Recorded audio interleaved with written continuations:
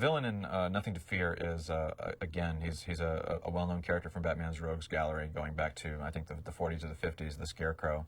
And I'm not sure he'd ever really been done before in animation. He may have been done, as a walk-on character or something in Super Friends, but as far as I know, he'd never really been, a major presence in any of the previous incarnations of Batman.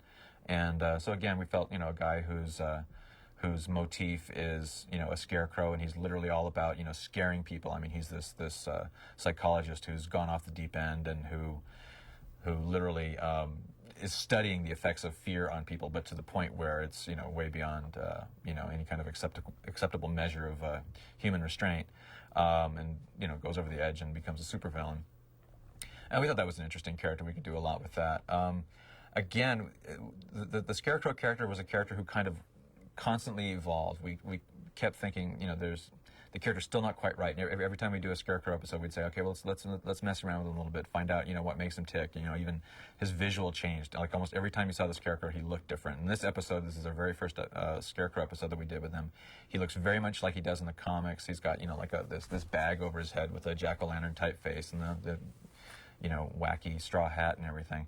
But he just didn't look scary enough. For a guy who's supposed to be the Scarecrow, we felt he should be really, really scary. And the interesting thing is the initial character designs that one of our artists, Mike Timm, had designed, he was not just a Scarecrow, but his body was all kind of twisted and kicked. And it gave him kind of a loose, real Scarecrow type appearance. Unfortunately, when the episode was animated, the animators didn't really follow that, so he kind of just moves like a regular human being, even though he's really, really skinny. And so we felt, okay, well, that didn't really work. So the next time we went back to the Scarecrow, we changed his appearance again. We kind of made his face a little bit scarier. We put eyes inside his eye sockets to kind of give him a creepy stare. We gave him long hair. Still didn't work.